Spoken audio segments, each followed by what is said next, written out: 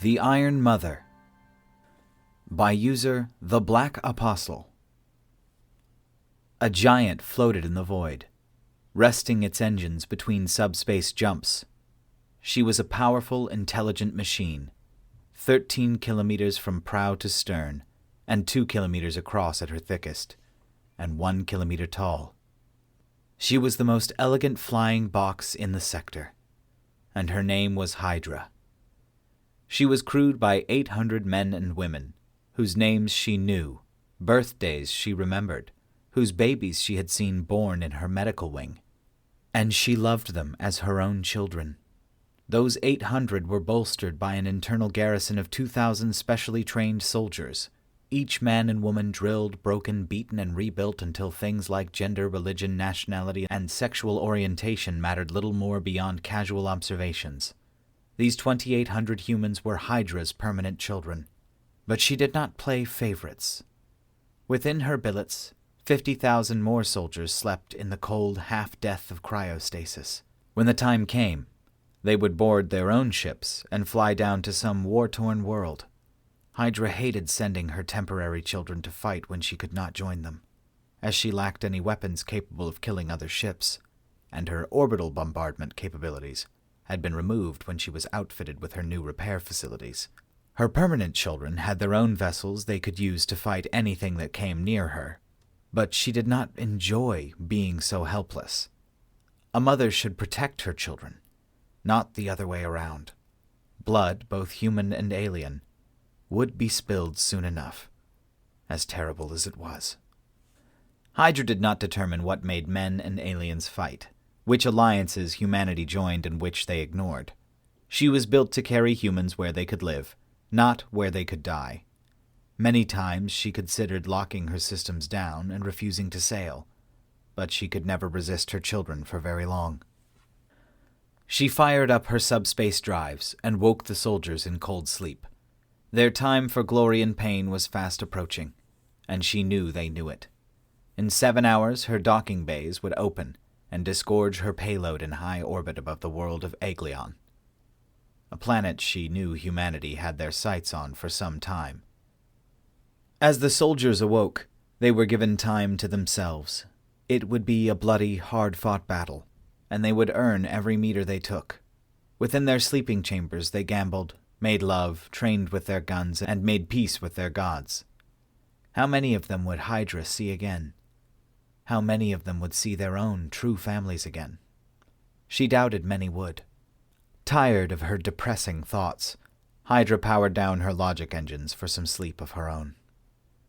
She awoke as the ship returned to real space and final preparations were made. Through her internal cameras, she saw 50,000 soldiers formed into neat columns as they awaited the signal to embark. Her systems brought them their equipment, little care packages from their Titanic mother, some extra ammunition for some, medical supplies for another, allergy pills for one trooper with a stuffy nose, extra rations for those who did not eat enough, blankets in case they got cold. Little things to know she worried about them. With a heavy heart, the red lights in her docking bays went green, and 100,000 boots marched in perfect harmony as they boarded their landing craft. Hydra switched her view to the void, and saw the world of Aglion as flashes erupted on the surface. 100 other transport ships like her were anchored in high orbit, but none from her own class. None that had been her sister in a past peaceful life. Her name was Hydra, and she was the most elegant flying box in the sector. And she loved her children, even as she sent them to war. Earth had fallen. Through force of arms, humanity's homeworld had fallen. Its outlier colonies destroyed. The end times had begun. Humans, once numbering in the tens of trillions, were reduced to a few 100 billion, scattered across 4 arms of the Milky Way. After their surrender, after decades of bloody war and betrayal, mankind was left with his home burned until its surface was glass. But did man weep for his loss and kneel in the dust? No. He steeled his heart even as he mourned his fallen and turned to his cradle, his grave, for the solution to his woes.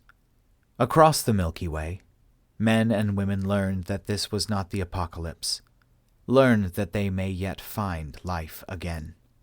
Earth had given birth to humanity, and as she lay dying, she gave every mineral she had, every microgram of value, for her legacy. Her children built mighty vessels to sail the stars once more, to find new homes. 365 grand bastions were built in Luna's shipyards, great fortresses that would neither bend to gravity nor flow of time, great colony ships to herald in a new era of human history. The end times became the Great Diaspora, one ship for every day of Earth's orbital year, one ship to hold one fraction of humanity, to protect them. Weapons that had destroyed Earth in the end times paled in comparison to the mighty guns wrought into the colony ships. The brutes and schemers who had turned their backs against man cowered in fear of the cold murderers man had become. The mighty soldiers broke and routed when they saw the fury of Earth's orphaned sons. Outfitted with advanced artificial intelligence, long banned for fear of their potential to turn against humanity, the mighty vessels could function for centuries without human intervention, allowing for long cryosleep and minimal use of resources. On the 7th of June, 2786, Anno Domini, the Hydra-class colony ships launched. Over the millennia that followed, many of the ships were lost, either built into the cities that man erected after settling, or vanishing into the blackness between galaxies for parts unknown. 4,000 years after her launch, Hydra, her original name forgotten before she had been rediscovered, found herself orbiting a world named Eglion. This world, eons ago, had been the defeat that allowed the unnamed alien monsters to find Earth. The ancient AI within Hydra's core flared with anger at the sight. What little of her original communications array powered on with enough energy for one message. Like a light shining in the blackest of seas, Hydra called for her sisters. All right, I thought this was just a short story, but I guess this is going to be a few parts. Let me see here. 1, 2, 3, 3. So that was the first part, and then there's going to be a part 2 and a part 3. So I'm going to post this one on Monday for you guys. Sorry about the Friday one being late. Weird issue. I made a comment about it on that post, on that video. But this one should be going up on time. And I hope you guys have a really great day. And thank you so much for listening as always. And like, comment, subscribe, all that fun stuff. I don't know. What else, guys?